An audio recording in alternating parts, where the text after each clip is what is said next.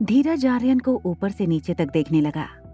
आर्यन के कमजोर हाथ पांव और सुस्त आंखें देखकर धीरज को इस बात का यकीन था कि बलबीर सर आर्यन को कभी सेलेक्ट नहीं करेंगे। मगर ये रोहित की शर्त थी कि अगर धीरज को बलबीर सर से ट्रेनिंग लेनी है तो उसे आर्यन को अपने साथ ले जाना होगा। Presidential suite 2402। जैसे ही अनिका अपने स्वीट में वापस आई, उसने देखा हमेशा की तरह रिया अपने फोन में बिजी थी। वो बालकनी में बैठकर अपनी गेम के मजे ले रही थी। अनिका ने अपना पर्स सोफे पर फेंका और थक कर खुद भी सोफे पर गिर गई। अभी वो रिलैक्स कर ही रही थी कि उसके पर्स में फोन बजने लगा। अनिका इतनी थकी थी कि उसके बगल में पड़ी पर्स में से फोन निकालना भी उसे मुश्किल काम लग रहा था। जैसे तैसे उसने फोन निकाला और बिना देखे कि किसका फोन है, उसने फोन उठाकर कान में लगा लिया। फोन उठाते ही सामने से जोर जोर से एक 65-70 साल के बुजुर्ग की आवाज आने लगी। कब तक प्रैक्टिस से भागती फिरोगी? तुम्हारा ये आलसीपन बिल्कुल नहीं चलेगा। देखो, सुधर जाओ। जोर से आती आवाज अनिका के कानों में चुभ रही थी। उसने फोन का स्पीकर कान के पास से हटाया और कहा, बलबीर सर प्लीज चिल्लाइए मत, मैं बहुत थक गई हूँ। और हाँ, प्रैक्टिस करने के लिए मेरे पास टाइम भी तो होना चाहिए। आपको पता है कि मैं सारा दिन बिजी रहती हूँ। फोन पर थोड़ी देर खामोशी रही, फिर सामने से बलबीर सर की आवाज आई। तो फिर एक काम करो, तुम्हारी बेटी रिया को ही मेरे कैंप में भेज दो। तुमसे बेहतर तो रिया मेरी स्टूडेंट बन सकती है। मैं उसे अपना शागिर्द बना लूंगा और फिर मेरे बाद ये ब्रह्मपुत्र मार्शल आर्ट कैंप का नाम वो आगे बढ़ाएगी। हाँ, यही सही रहेगा। तुमसे तो कोई उम्मीद नहीं रख सकता मैं। बलबीर सर का मार्शल आर्ट में एक बहुत बड़ा नाम था। उम्र के साथ साथ उनका स्वभाव थोड़ा सा गुस्से वाला हो गया था। उन्हें हमेशा इस बात की चिंता रहती कि उनके बाद उनके ब्रह्मपुत्र मार्शल आर्ट कैंप का क्या होगा। उनका पूरे दिल्ली में सिर्फ एक ही राइवल था, वो था पिलर ग्रुप के सुखबीर पाजी। और बलबीर पाजी ये कभी नहीं चाहते थे कि उनके होते हुए या उनके बाद सुखबीर का अखाड़ा उनके अखाड़े से ज्यादा नाम करे। अपने उसी गुस्से और तेवर में बलबीर सर ने अनिका से फोन पर कहा, अगर तुम्हारा बेटा मिल गया हो तो उसे भी साथ लेकर आना। मार्शल आर्ट लड़कों को ज्यादा सूट करता है। मैं उसी को अपना वारिस बना लूंगा। अनिका ने एक लंबी उबासी भरी और सोफे पर लेटे लेटे दोनों हाथों से बदन तोड़ते हुए बोली, हाँ, क्या ब्रह्मपुत्र एकेडमी के इतने बुरे दिन आ गए हैं कि आपको 6 साल के बच्चों का सहारा लेना पड़ रहा है। भले ही अनिका ने ये बात मजाक में कही थी, मगर बलबीर सर ने इस बात को बहुत सीरियसली ले लिया था। बहुत ही गंभीर आवाज में उन्होंने अनिका को जवाब दिया, ये नौबत आई किसकी वजह से है जानती हो? तुम्हारी वजह से। मेरी किस्मत खराब थी कि मैंने तुम पर भरोसा करके तुम्हें अपना शागिर्द बनाया, मगर तुम एक नंबर की आलसी निकली। मेरी सारी उम्मीदों पर पानी फेर दिया।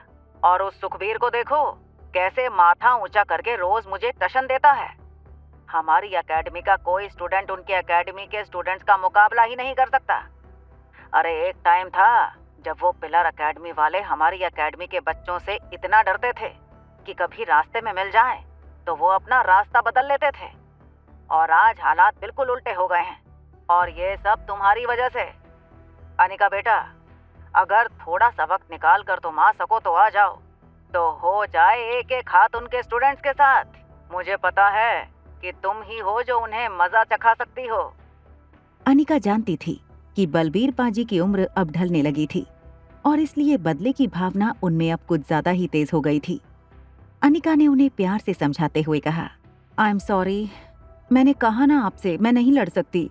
ना तो मेरे पास टाइम है और ना ही मुझे इंटरेस्ट है। बलबीर सर अनिका पर गुस्सा करें इससे पहले अनिका ने उन्हें कहा, मगर हाँ, मैं रिया को आपसे मिलने जरूर ले आऊंगी। ये बात सुनते ही बलबीर सर का गुस्सा जैसे एकदम से गायब हो गया। उन्होंने अपने इमोशन को कंट्रोल करते हुए अनिका से पूछा, कब और कितने बजे आ रही हो? मैं किसी को भेज देता हूँ तुम्हें रिसीव करने के लिए।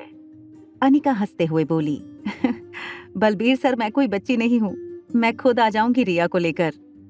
अनिका ने बलबीर सर को वो कब और कितने बजे आने वाली है ये बताकर फोन रख दिया। थकान के कारण अनिका को लगा अगर वो गर्म पानी से नहा लेगी तो शायद उसकी थकान थोड़ी कम हो जाए। उसने पास ही रखा पानी का जग उठाकर गिलास में पानी डाला और पानी पीते हुए बेडरूम में शावर लेने चली गई। जैसे ही अनिका बाथरूम के अंदर गई, रिया ने अपने कान के हेडफोन निकाले और दौड़कर मेन डोर का दरवाजा खोलकर बाहर निकल गई। बाहर निकलते ही उसने अपना हेडफोन फिर से पहन लिया। रिया, सनी और आर्यन कॉन्फ्रेंस कॉल पर एक दूसरे के साथ बात कर रहे थे। रिया बहुत अलर्ट थी। उसने ना सिर्फ अपने स्वीट पर नजर रखी थी, बल्कि रोहित के स्वीट पर भी उसकी नजर थी। ऐसा लग रहा था जैसे रिया किसी बड़े जासूसी मिशन पर बाहर निकली हो। तभी उसकी हेडफोन में आर्यन की आवाज सुनाई दी। आर्यन ने रिया से कहा, रिया जल्दी छुप जाओ, डैडी बाहर निकल रहे हैं। जैसे ही रोहित ने दरवाजा खोला, रिया जल्दी से स्टेयरकेस में जाकर छुप गई। बाहर निकलते ही रोहित ने देखा कॉरिडोर में कोई नहीं था। शायद रोहित को बाहर किसी की आवाज सुनाई दी थी और चेक करने के लिए उसने अपनी स्वीट का दरवाजा खोला।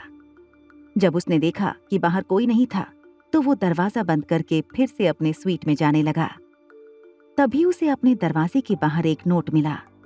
उस नोट में लिखा था, meet me in my room in some time, presidential suite 2402। Rohit ने सरप्राइज होकर यहाँ वहां देखा और इससे पहले कोई उसे नोट पढ़ते हुए देखे, वो अंदर चला गया। रिया ने जोर से फोन पर कहा, फर्स्ट टारगेट अचीव्ड। सनी, जो इस वक्त होटल की लॉबी में बैठा था, उसने कॉन्फ्रेंस कॉल पर रिया और आर्यन से पूछा, क्या तुम दोनों ने वो दवाई उन दोनों को पिला दी थी? रिया ने कहा, हाँ, मैंने पानी के जग में वो दवाई मिला दी थी। आर्यन ने कहा, हाँ, मैंने भी यही किया और डैड ने उसे पी लिया। तभी रिया ने बड़ी उत्सुकता से सनी को पूछा, मगर चाचू ये तो बताइए, उस दवाई में था क्या? सनी ने आर्यन और रिया को चुप कराते हुए कहा, बच्चे ऐसे सवाल नहीं पूछा करते। तुम बस इतना जान लो कि उस दवाई से दोनों के मन में एक दूसरे के लिए प्यार जाग जाएगा। भैया अनिका जी की ओर खींचे चले जाएंगे। वो चाह कर भी अपने आप को रोक नहीं पाएंगे। बस तुम दोनों प्रार्थना करो कि दवाई का असर जल्दी शुरू हो जाए। ये कहकर सनी ऊपर जाने के लिए लिफ्ट में चला गया। उसने 23rd फ्लोर का बटन दबाया। रोहित अपने स्वीट में बेचैन होकर घूम रहा था। उसे इस नोट का मतलब समझ में नहीं आ रहा था। क्या अनिका इस वक्त उसे अपने स्वीट में इनवाइट कर रही थी? रोहित को अनिका का बिहेवियर बिल्कुल समझ में नहीं आ रहा था। कभी ऐसा लगता था कि उसे रोहित में बिल्कुल इंटरेस्ट नहीं है, तो कभी वही लड़की आर्यन से मेल जोल बढ़ाती है और आर्यन को ये कहती है कि वो उसे माँ बुलाए। और आज उसके दरवाजे पर मिला ये नोट। दरअसल रोहित को जो दवाई उसे बिना पता चले उसके पानी में मिलाई गई थी, वो उसके दिमाग पर असर दिखाने लगी थी। अनिका का खूबसूरत चेहरा रोहित की नजरों के सामने से हट नहीं रहा था। रोहित के अंदर अनिका को मिलने की तड़प बढ़ने लगी। रोहित ये भी जानना चाहता था कि इस तरह रात को अपने कमरे में इनवाइट करने के पीछे अनिका का क्या मकसद हो सकता था। वहां अनिका जब बाथरूम में शावर ले रही थी, तब उसे बाहर से कुछ गिरने की आवाज आई। उसने बाथरूम से चिल्लाकर पूछा, रिया, क्या तुमने कुछ गिराया? जब कोई आवाज नहीं आई, तो उसने शावर बंद करके बाथरूम पहन लिया। अनिका बाथरूम से बाहर आई। उसने देखा कि बेडरूम में तो कोई नहीं था। उसे लगा शायद रिया हॉल में कोई शैतानी कर रही होगी। जब वो लिविंग रूम में आई, तब उसके मुंह से चीख निकल गई। उसने देखा लिविंग रूम के सोफे पर एक आदमी बैठा था। अनिका रोहित को अपने कमरे में देखकर हैरान रह गई। रोहित सोफे पर से उठकर अनिका को कुछ कहने जाता, उससे पहले उसकी नजर अनिका पर पड़ी। अभी अभी शावर में से निकलने की वजह से अनिका के गाल एकदम लाल थे। उसके बाल गीले थे। रोहित की नजर सरकती हुई अनिका की कमर पर गई। अनिका ने बाथरोब को कमर से कसकर बांधा था, जिससे उसके शरीर के कर्व्स रोहित को साफ नजर आ रहे थे। ये देखकर रोहित ने अपनी नजर और झुका दी और उसकी नजर अनिका के पैरों पर पड़ी। एड़ियों से लेकर पैरों की उंगलियों तक बिल्कुल दूध से सफेद अनिका के पांव देखकर रोहित का गला सूखने लगा। रोहित को दिए गए ड्रग की वजह से और अनिका की खूबसूरती की वजह से रोहित अपना कंट्रोल खोने लगा था। हालांकि रोहित एक जेंटलमैन था। उसने अपने आप पर कंट्रोल रखा। वो हिचकिचाते हुए अनिका के पास गया और उससे पूछने की कोशिश करने लगा, आखिर अनिका ने इस तरह उसे यहाँ क्यों बुलाया था। मगर रोहित कुछ साफ साफ बोल पाए उससे पहले अनिका की महक ने रोहित को और आकर्षित किया।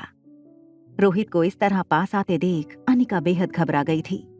वो अपने कदम पीछे ले जा रही थी, मगर बड़ी हिम्मत से वो रोहित का सामना भी कर रही थी। उसने रोहित से कहा, देखिए मिस्टर मारवा, आप यहाँ इस वक्त नहीं हो सकते। इस तरह आप मेरे कमरे में कैसे आ सकते हैं? देखिए, आगे मत बढ़ना, मैं कह देती हूँ। रोहित को खुद को खबर नहीं थी कि कब उसके कदम अनिका की ओर बढ़ने लगे थे। रोहित ने अनिका को अपनी उंगली अपने होठों पर रखकर 2-3 बार इशारे से चुप करवाने की कोशिश की, मगर जब अनिका चुप नहीं रही, तब अनजाने में ही रोहित ने अपने होंठ अनिका के होठों पर रख दिए। अनिका के होठों को चूमते ही रोहित गहरी सांसें लेने लगा। अनिका अपने आप को छुड़ाने की बहुत कोशिश कर रही थी, लेकिन रोहित का मजबूत शरीर अनिका के लिए बहुत भारी पड़ रहा था।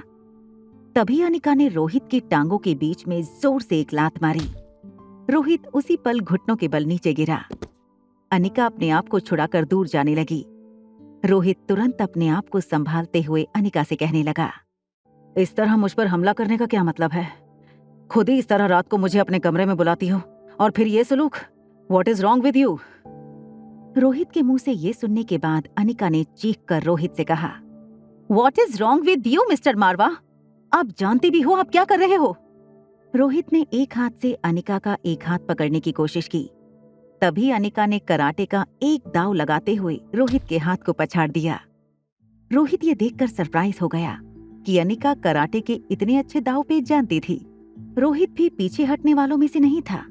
उसने भी अनिका पर कराटे का एक दाव आजमाया, लेकिन दाव लगाते वक्त उसे इस बात का ख्याल रखना था कि अनिका को चोट न लगे, मगर अनिका ने इसे अपने ऊपर एक शारीरिक हमले की तरह लिया था। अनिका ने उल्टा दाव खेलकर रोहित को इस बार सीधा जमीन पर पटक दिया। जमीन पर गिरते ही रोहित फुर्ती से फिर अपने पैरों पर खड़ा हो गया और अनिका की किक को रोकते हुए उसने अनिका को सोफे पर धकेल दिया। अनिका सोफे के पीछे जाकर गिरी और साथ ही सोफा अनिका के ऊपर जा गिरा।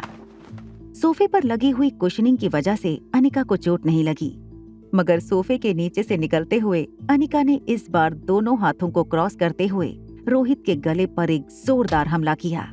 हमले से 2 सेकंड के लिए रोहित लड़खड़ा गया। रोहित को पता नहीं था कि उसका लड़खड़ाना हमले से ज्यादा उसे दी गई नशीली दवाई की वजह से था। अनिका इस बार फोन की तरफ दौड़ने लगी। उसने सोचा सिक्योरिटी को बुलाने में ही भलाई है, मगर जैसे ही अनिका फोन को उठाती, रोहित ने पीछे से अनिका का बाथरोब पकड़ लिया। अनिका आगे जाने की कोशिश कर रही थी और एग्जैक्टली अनिका का बाथरोब रोहित के हाथ में आ गया। इससे पहले कि रोहित को किसी बात का एहसास हो, अनिका बालकनी के पर्दे के पीछे छुप गई। उसने पर्दे से अपने शरीर को ढक लिया। रोहित नशे की हालत में समझ नहीं पा रहा था कि आखिर वो करे तो क्या करे। अनिका और रोहित थोड़ी देर तक एक दूसरे को बस तेज सांसें लेते हुए देखते रहे। कुछ देर बाद अनिका को भी इस बात का एहसास हुआ कि उसके भी कदम लड़खड़ाने लगे थे। उसे इस बात का डर था कि कहीं उसके हाथ से पर्दा सरक ना जाए। बालकनी के पास की टेबल पर अनिका की एक लॉन्ग जैकेट पड़ी थी, मगर उसे लेने के लिए अनिका को पर्दे से बाहर निकलना पड़ता। अनिका ने रोहित से कहा, तुम उस तरफ मुंह करके खड़े हो जाओ, मुझे मेरे जैकेट तक पहुंचना है। रोहित, जो अभी भी नशे की हालत में था, उसने बिना सोचे समझे अनिका से कह दिया, अगर मैं तुम्हारी ऑफर ना मानूं तो?